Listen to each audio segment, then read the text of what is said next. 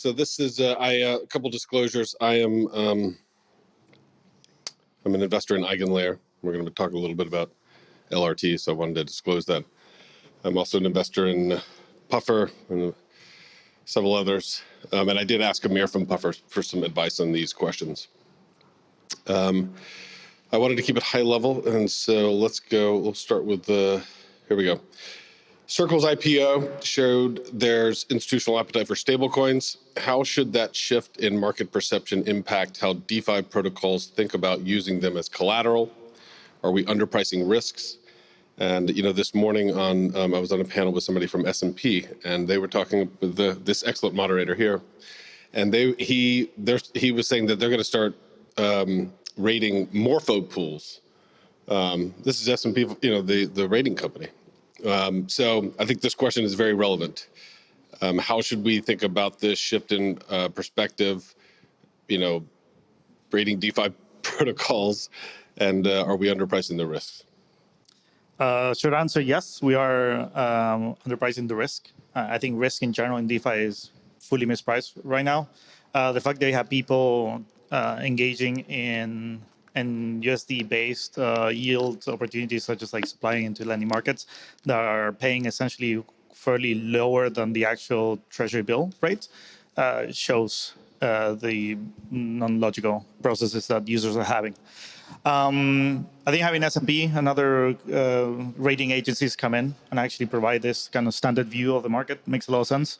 Unfortunately, I think they're all going to come out with everything's kind of the same and nothing's that great or that horrible. So I'm not sure how useful it's going to be for users that are not sophisticated enough to actually be able to make like proper, let's say, better risk-adjusted decisions. I was not aware of this earlier. We have to talk more about that later. Soufia? Yeah, I think the risk is always underpriced. But essentially, I mean, if you look at USDC, it is fiat-backed stable. And also because right now in the US, there's been many regulations for yield-bearing stablecoins, and it doesn't match that profile. So maybe it can be the first IPO.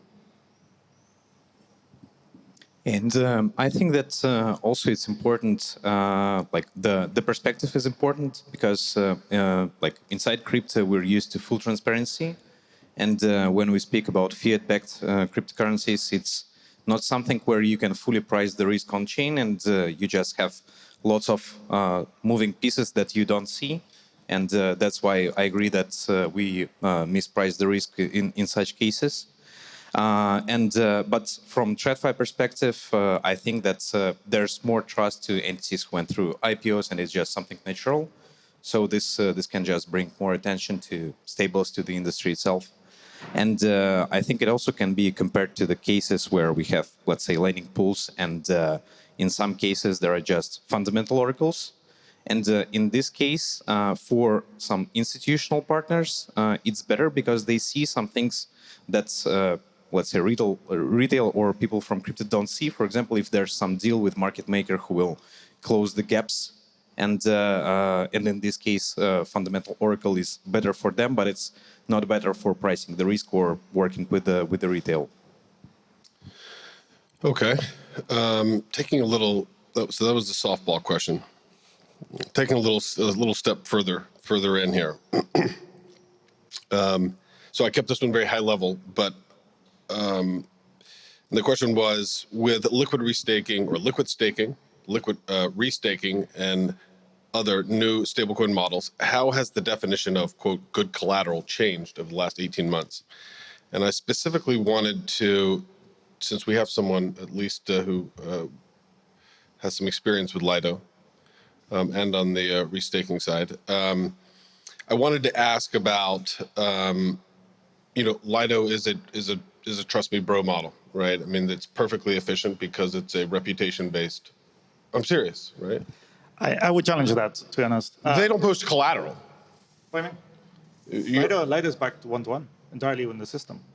Yeah. Like its own chain is eligible. Yeah, but hold on. What happens if a Russian mobster shows up at, blank's, staking providers and says, hey, you've got the keys, you and your boys, give me those ETH. Now, you're going to say, I don't know sufficiently enough about the Lido system. There may be No, I'll put my hand in the fire. They can't unless they can forcibly slash themselves. They could do that, so you could lose money through Lido, but like they can't extract the ETH that they're having because that's controlled by the Lido contracts.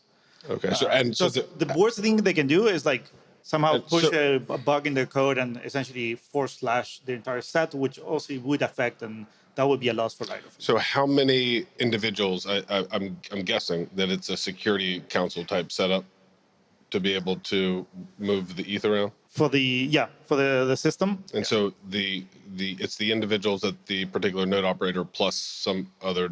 How many other people? It's not even node operators. This is actually governance. So this is a LDO that needs to fully rug the system, and the system still has time logs and other things that yes, I do. Right. So if they did a Bybit type of thing, it's possible.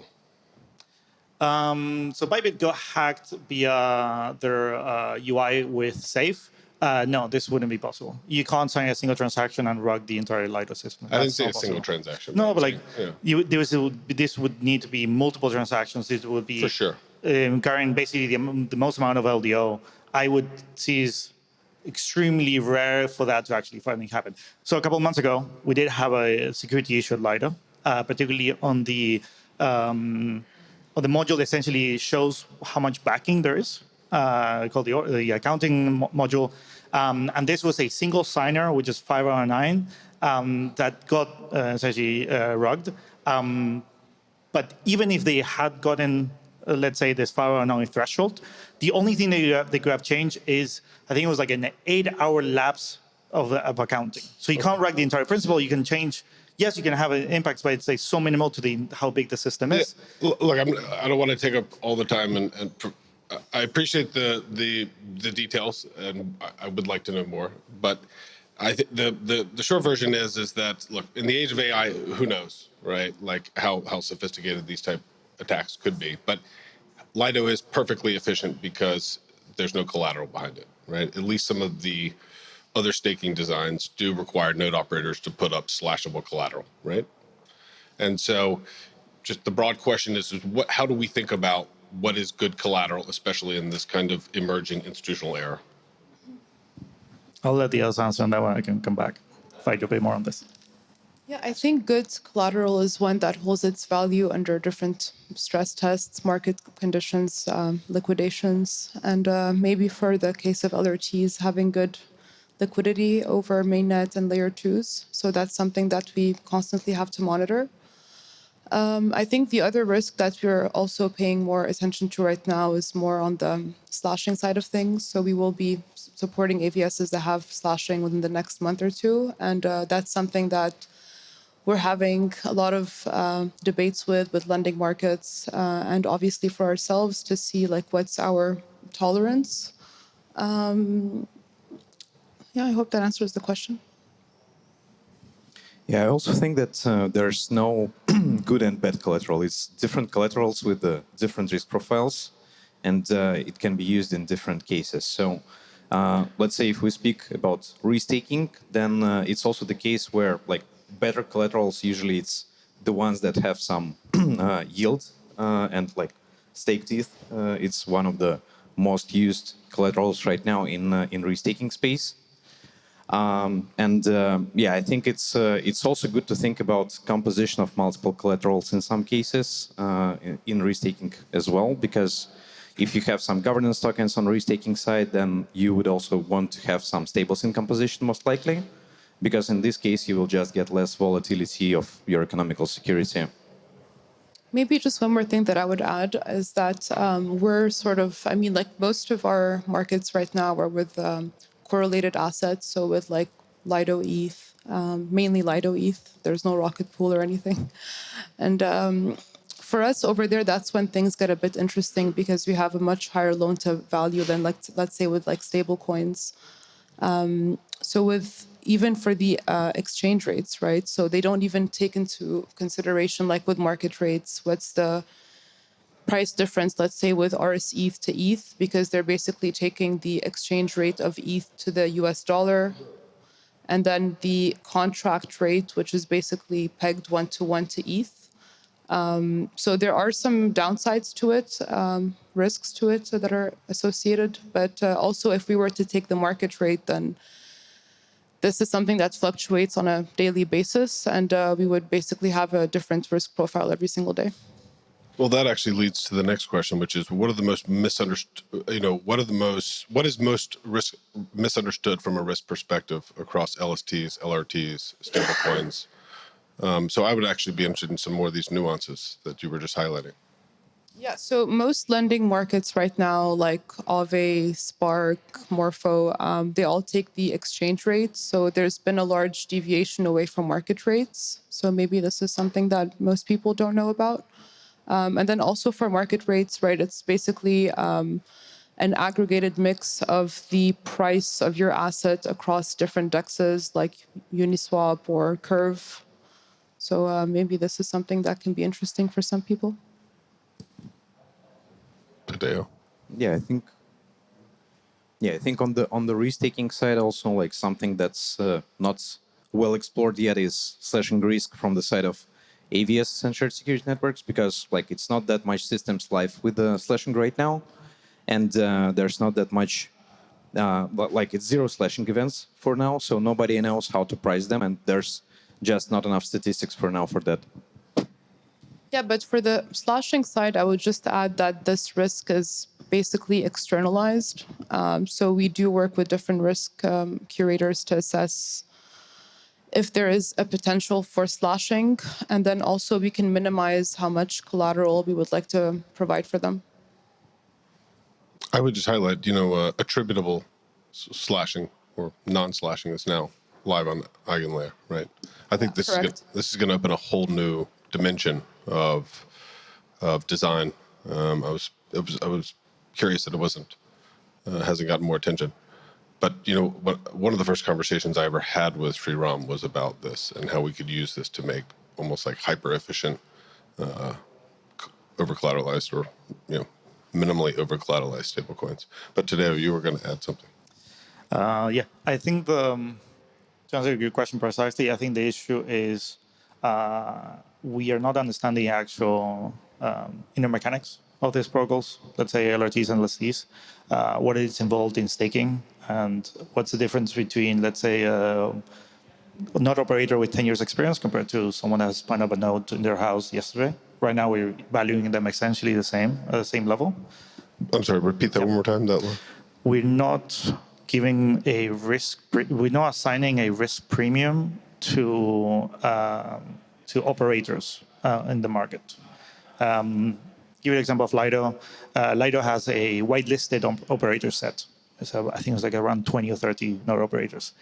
They're considered the same, but they're not. Just by knowing that there's 30 companies running around, there's no way that they're exactly the same how they're operating. There is one that's going to be better than the other. We're not valuing that. When it comes to LRTs, we're not valuing the inner operations of that also. We expect them to do restaking or financial insurance. Financial insurance, as you know more than me, is really difficult to actually price correctly. If you're comparing in the market where price on itself is undervalued, you're essentially going to have to fight and bring it to that market value to offer your services. Well, essentially, you're going to be risking, you're going to be a negative expected return, essentially. Look, while we have you, and not to make it over Lido-centric, but, I had this conversation 4 or 5 years ago with Justin Drake, actually, and, one of the things he highlighted to me as a risk was the risk of a governance attack on Lido. Yes, that's actually been mitigated with dual governance coming live. I think it's either right now and like in the next coming 2 months, it'll be live. So essentially, stake users will have the possibility of vetoing any power, any sort of decision making from LDO.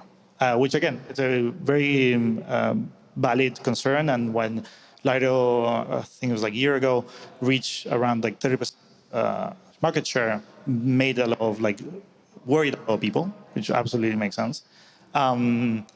With dual governance, you have in the position where it's like because there's so much stake teeth more compared to you get to have this essentially. You can always stop and happening. Glad to hear that. I know it's taken a long time. Well, it's been like 4 or 5 years. I agree. All right, here's one. If you were designing a new protocol today, how would you structure your collateral mix? I heard down here this, I think it was Nick who mentioned a mixture of collateral. I think that's something worth digging in on. How would you design your or structure your collateral mix between LSTs, LRTs, and stablecoins? Yeah, I think it's the thing that I mentioned about the mix of assets. It's the case for AVS or SSNs, but I don't think that it's something universal, and it really depends on the product you're building. Because even if we're speaking about such cases, this could be, let's say, some kind of insurance protocol built with restaking mechanisms. In this case, most likely, you want to have the same assets that you will use on the side of those who are buying insurance policies. So this, I don't have a good answer for that because it really depends on the mechanism. It really depends on the protocol you're building. You don't have universal answer on which collateral you want to use or which set of collaterals you want to use. But like generally speaking, you want to have to lower the volatility of security, and also you want to have, if you have some mechanisms of repays or something like this, you just want to use the same asset. Yeah, maybe more on the lending market side, I would add more dynamic increases of supply caps, right? That's something that we always have to struggle with. Like if we hit our caps, or like as an example, if we want a higher loan to value, it's always something that's a bit of a struggle. And we can see that, for example, like with Kelp, obviously we have other competitors like EtherFi and Renzo who might have different LTVs, but at the end of the day, we should all have the same. So I think this is something that's still complex, but I think it should be pretty standard throughout. I will run the most boring protocol. It will be the most liquid assets that I can liquidate as soon as possible, easily as possible. So I would say stake on the east side, and then the most boring as stablecoins that give me yield. So probably as USDS. Because I think something that we keep forgetting is things go wrong all the time. So it's not a matter of like if, it's a matter of when. So that actually, a couple of comments there lead me to a side question I had, which is, LRTs also tend to have longer withdrawal periods. We haven't had this problem yet, but a related problem that the ETF providers are actively working on is how to have fully staked ETFs, but also provide sufficient liquidity. You could think about that same framework being at play here from a stablecoin perspective, and I'm wondering if any of you have some helpful thoughts here. I think it would even inform the ETF providers. How do we think about making sure you have sufficient liquidity for unstaking delays when the beacon chain delay period goes up, et cetera? I think it's kind of a double-edged sword because, in the events of like just like a black swan event, if everyone wants to withdraw, then that can be an issue as well for the LRT or like for the LST. I think on the other side as well, I do see it from a user perspective. And with RSETH, actually, we're coming out with instantaneous withdrawals the second week of July. So that's something that's going to be happening soon. Sorry? How does that work? So basically, it's a taxable event that if somebody wishes to withdraw, then they would have to pay a premium, and it would be facilitated not instantaneously, but within 24 hours. Yeah, I think maybe I can add a bit more details on such mechanisms, because it also can be solved with some kind of intermediary escrow contract that can work with, let's say, market makers that will be someone who are basically crediting LPs who are going to withdraw and who want to get flash withdrawal. And there can be also mechanisms with like if the assets are liquid, then it can be something working with cow swap or whatever, or pools working with a withdrawal queue on the side of the protocol. So there could be multiple solutions in this case. Here's where you value a lot the liquidity of a token. So if you think about ETF provider, you would be most likely looking into staking with an institutional node operator. They would stake 100% of your ETH.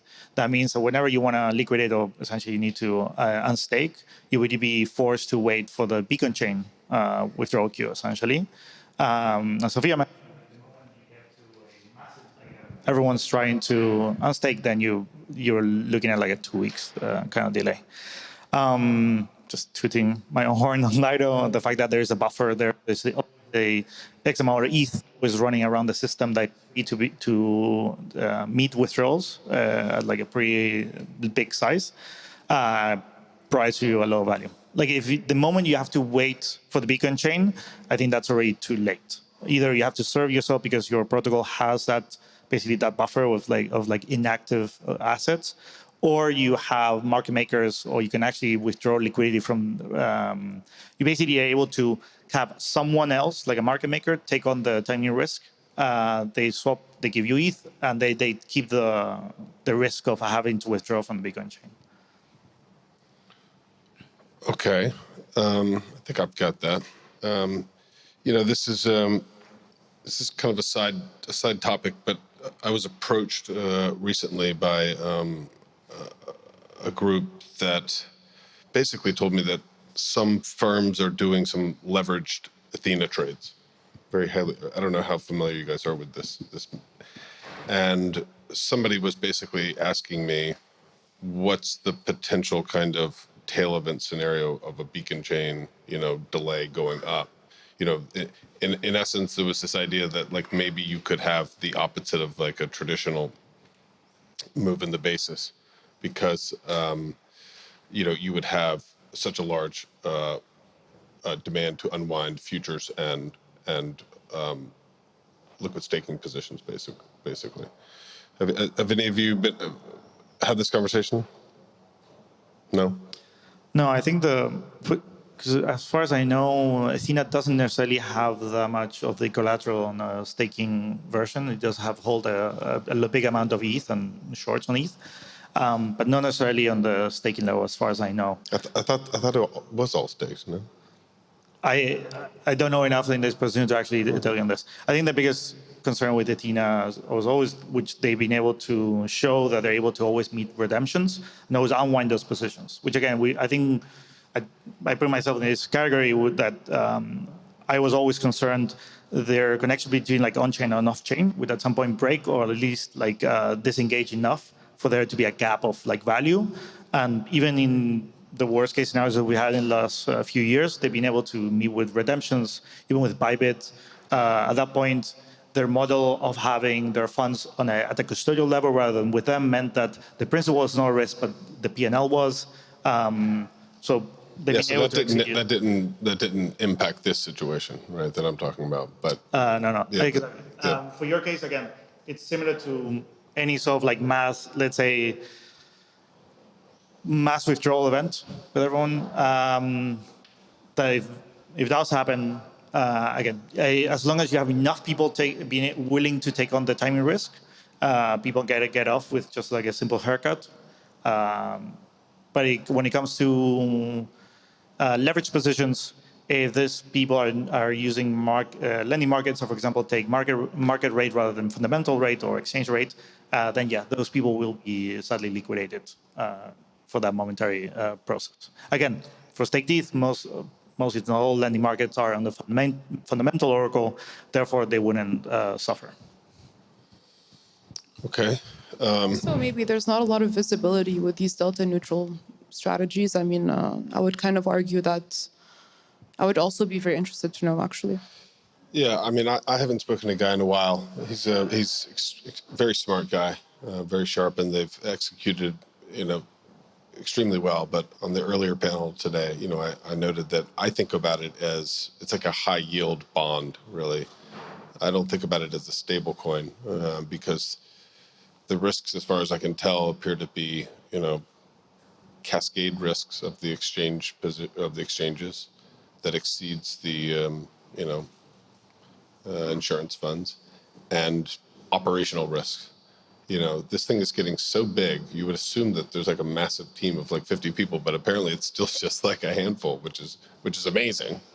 But yeah, I mean, But I would probably be target because if we speak about exchange risk, there's no counterparty risk in this case. If we speak about delta neutral, in most cases, just because there's off-exchange solution in the middle, like copper with or Fireblocks, and in this case, like nothing is transferred into exchange, and if something will break on the side of exchange, and there will be not enough liquidity or something, only some small portion of yield will be lost. so if I don't know, Deribit, I mean, Deribit it's arguably a No different. principal will be lost in this case. Okay. I'll take your word for it. So you're just saying that Athena does not have any collateral at risk for its positions. It does have principal at risk on centralized exchanges. There is only the risk for the yield for some small period of time. So again, just to clarify, if all of BitMEX went to zero, Deribit went to zero, and Athena was on the winning side of a trade, right? And there was no other side to pay out. Who is eating that? So in this case, there's intermediary solution with MPC, which holds the principal, and basically the trader is getting credit line on the side of exchange. So No, but sorry, just to clarify on this. Yes, they will lose the profit. You don't lose the principal because that's on copper, but you lose the P&L because the P&L is going to be. But somebody is going to come suing them, saying, "Hey, like you owe us money because we didn't get paid out, right?" Yeah. Or so. But again, you're fighting on the P&L, on the profit, not on the principal, which is a different discussion, I would say. And the settlement usually it's every less than every 24 hours. Okay, I have to think about that. But I mean, I think what you're saying is like, in the event of large, I still find it hard to believe that in the event of a large cascade,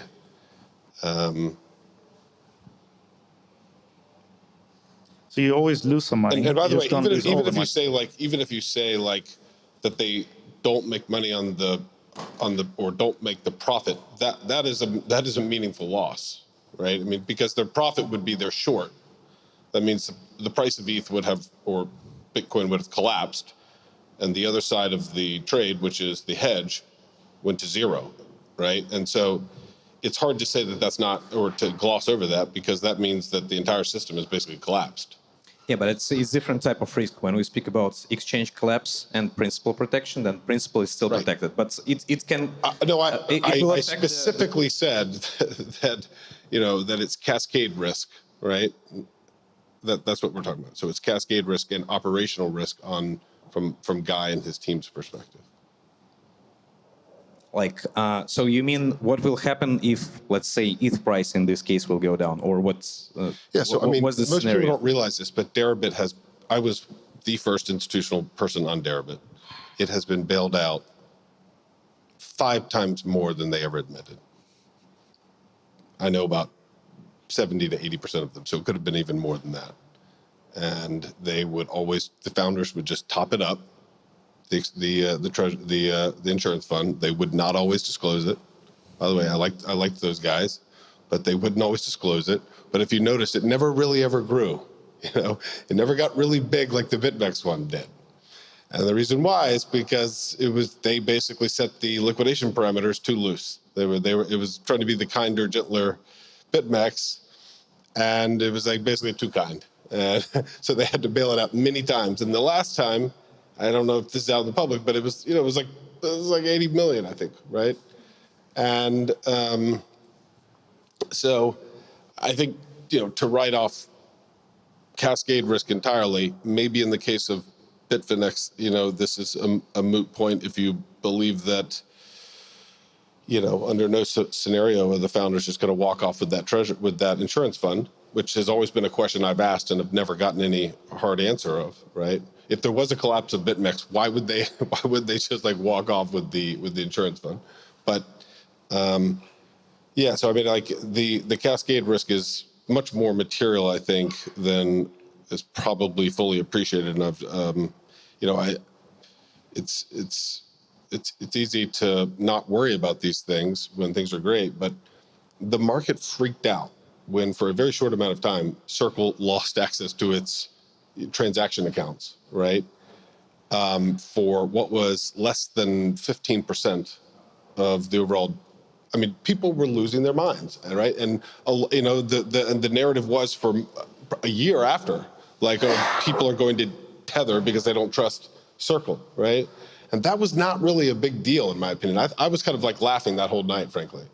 But that people were so mind blown by that makes me worry that, you know, and this is kind of leads to the last question, which is, you know, there's a growing assumption, especially from institutions, that liquidity begets liquidity. Do we agree? And if higher yields accelerate those network effects, are we just setting ourselves up for more boom and bust collateral cycles? I would say yes. I would say I agree with the statement of liquidity begets liquidity.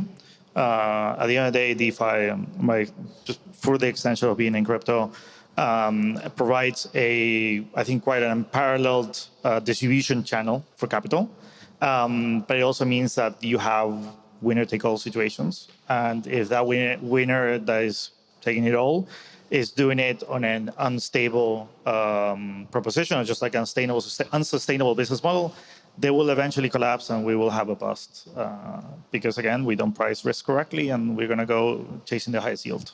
Let me just say, as the you know, the TradFi guy who was at Bear Stearns, you know, Wall Street gets this wrong too, right? You know, the Merrill, Lehman, Bear, et cetera, had their balance sheets levered up 50 to 1 because home prices never go down. So what could go wrong with having 50 to 1 of your balance sheet in you know, Fannie and Freddie MBS?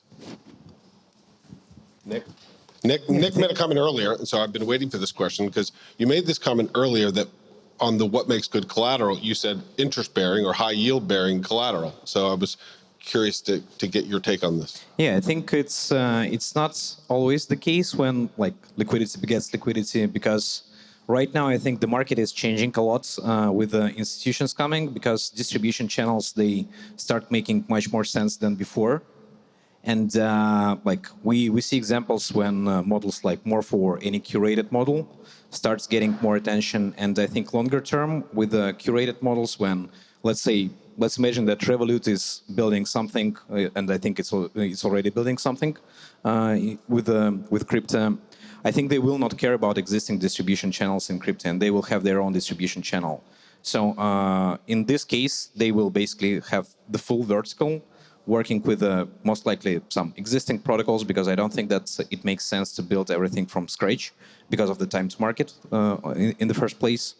And I think there will be just multiple ecosystems with multiple assets and with separate kind of siloed distribution channels. So in this case, it's not a situation where like winner takes it all. It will be multiple entities with their existing ecosystems and with different sorts of assets, both under the hood and for the clients. And in this case, I think that it will start top down with wallets first. Then the next step, it's lending markets and stables that will be issued with maybe some local currencies or something like that. And end of the day, there will be roll-ups with different ecosystems, because it's probably one of the best ways to work with the regulations, because you want to control the sequencer to work with compliance. So end of the day, I think there will be multiple ecosystems with within multiple jurisdictions, with semi-siloed EVMs and L2s, and with their own set of protocols and assets. Yeah, I think from my perspective, it's kind of a multi-layered question. So like we're seeing a lot of different stables right now, algorithmic stables, fiat, bond, over collateralized, but much more yield-bearing stablecoins. And I'm just going to go back to my original point, which is that we have very little visibility onto these different strategies, as you mentioned as an example with Athena. And the yield might be enticing right now, but I think there should be more awareness as to where this yield is also coming from. Yeah, that's my perspective. Are the algo stablecoins still out there? Do we Perhaps. still have those? They pivoted. They pivoted. What's that? They pivoted. They changed their models. What are they now? Over collateralized. Oh, I see. Okay. So we're safe. Okay. We have a few minutes left. By the way, when I started working on these questions, I realized it's a large can of worms, right? And I didn't feel like I did a sufficient job. So I'd encourage, we have some extra time, and encourage all of you to kind of tell us more, because I've learned just being here. But, sure. I told you he's a great moderator. Yeah, I have a question regarding because we are talking about risk, and I think, Soufia, you talked about one of the risks that hasn't been mentioned. It's the Oracle risk, which has been quite hectic in the past few months, because we have seen Oracle switch DPEG for a short amount of time, which then caused liquidations. And then on the other hand, we are seeing protocols which hard code one-to-one various assets, which also can be a risk, especially, for example, if one protocol collapses. So how do you deal with Oracle risk, and how do you deal with the hard-pegged assets that some protocols use?